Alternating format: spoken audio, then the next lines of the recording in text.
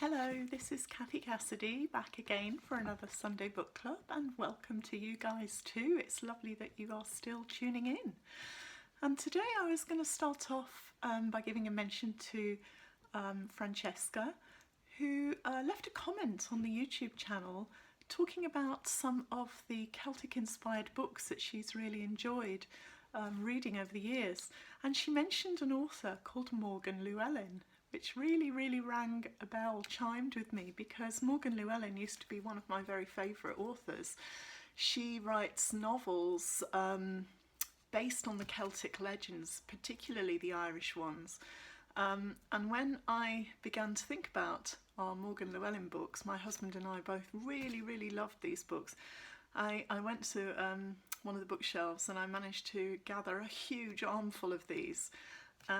So I just thought I would show you some of my favourites. Anybody who enjoyed the Celtic, the Irish myths and legends that kind of were slightly woven through as a theme in my book Scarlet, if you want to look at background on that, or if you want to know more about that Celtic history, that Irish history, but in a really painless kind of way in novel form, Morgan Llewellyn is an excellent read. These are old books, we've had these a good couple of decades easily, but they're such a lovely read. So Finn McCool, The Wind from Hastings, this is an era in English history that really fascinates me. On Raven's Wing, fabulous book.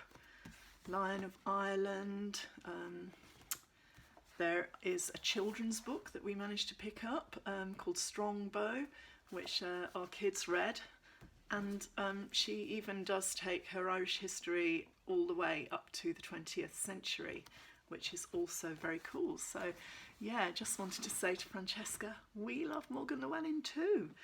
And it made me think of one of Francesca's questions that she'd asked, and I sort of half answered it earlier on in the Sunday Book Club, and it was, do I ever read fantasy stories? And I think I did talk about sometimes loving the Narnia books and that fantasy genre when I was a teenager or an older child.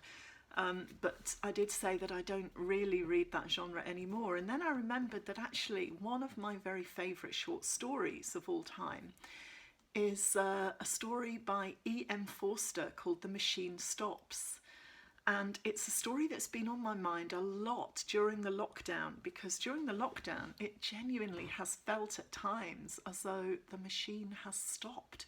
The whole machine of society and life that keeps us going, whatever you want to, whatever label that you want to put onto it, the machine has stopped because of lockdown, because of the coronavirus, and it made me think an awful lot about that story. And I managed finally, with thanks to the internet, to track down a copy of E.M. Forster's short stories, which includes When the Machine Stops, and it's a long short story, and bits of it feel a little bit slow and a little bit dated, but the idea of it I absolutely adore to this very day.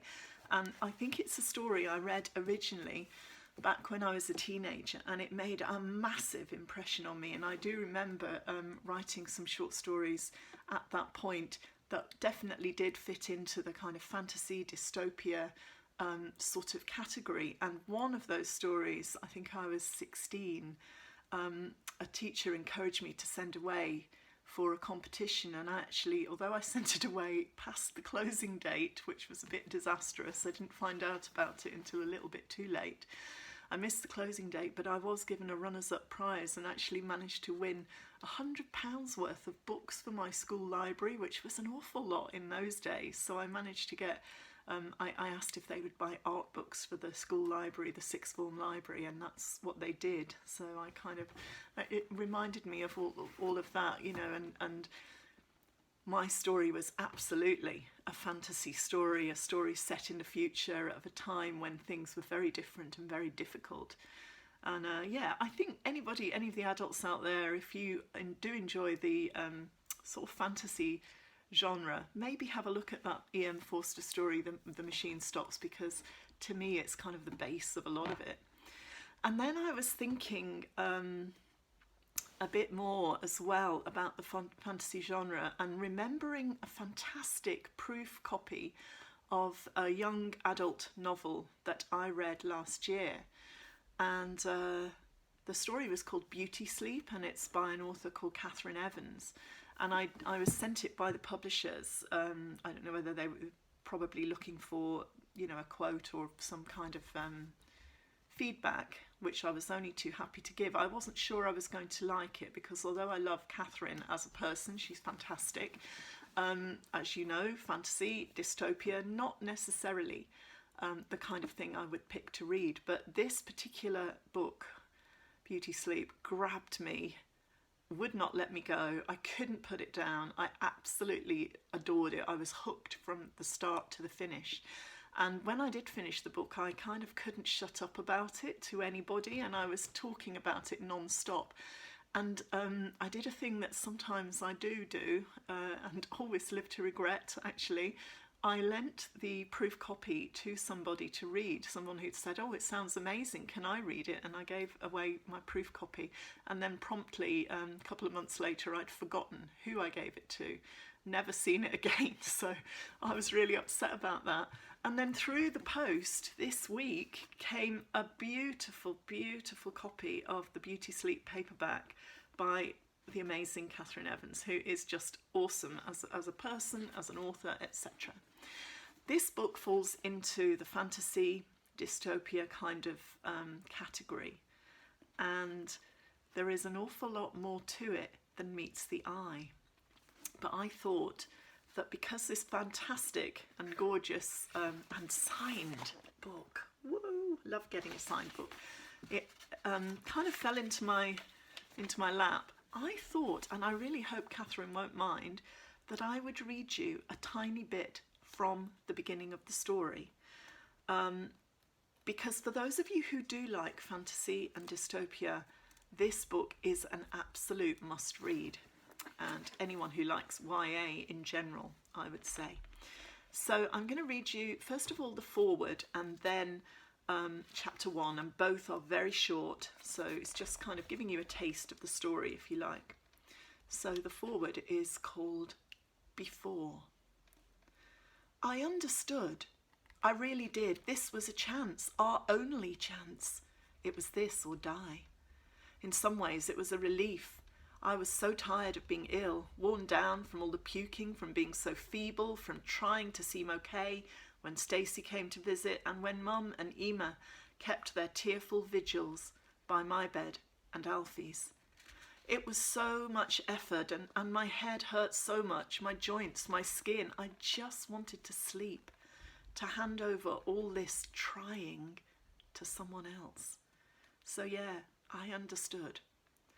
But what broke me, what killed me, was the thought of Alfie, my baby brother, being enclosed in that pod and sent to sleep until they could wake us and cure us. It was unbearable. Alfie was so small. He'd only just turned 5. We'd celebrated his birthday a few days before we both fell ill. His bubbly head of curls had bounced with excitement when he'd opened his present, a Fisher-Price cassette recorder. He'd interviewed us all. "Lulu, what you going to be when you grow up?" "Your big sister, little man, always." I could hardly bear it. The thought of losing him was a lead weight pressing down on my chest. He was going to be first, so he wouldn't have to go without me. They pushed our beds together so I could hold his hand as they sedated him. On the other side of the bed, Mum and Emma sobbed softly, stroking his hair. Alfie's breathing changed from shallow and rapid to barely there. His tiny hand went limp in mine, and my heart cracked in 2. Chapter 1. Laura. Thoughts came like fluff, white fluff. Colds? No, clouds. But I am cold, so cold. Am I dead? I can't think. Is this death? I am so cold. My head, the thing in it, my brain is empty. Who am I? What am I? There's nothing to hold on to. I can't. There's an absence of everything. Not a face, not a memory. I am blank. A ragged trail scorched my throat raw and sore. I retched, choking, gasping for air. Light blinded me. I screwed my eyes tight shut, tried to turn away, but still the light burned. I burned. Come on, Laura, you can do this. Your name is Laura Henley. You're in hospital, but you're going to be fine. You just need to breathe. Pain bit through my head as I blinked against the impossible brightness. There you are. Welcome back. You've been asleep for a little while. We've just woken you up. You're in Blackhurst Clinic and you're going to be fine. You just need to breathe. A blurry face hovered above me. I blinked again, trying to clear the fog clouding my eyes. Panic surged through me.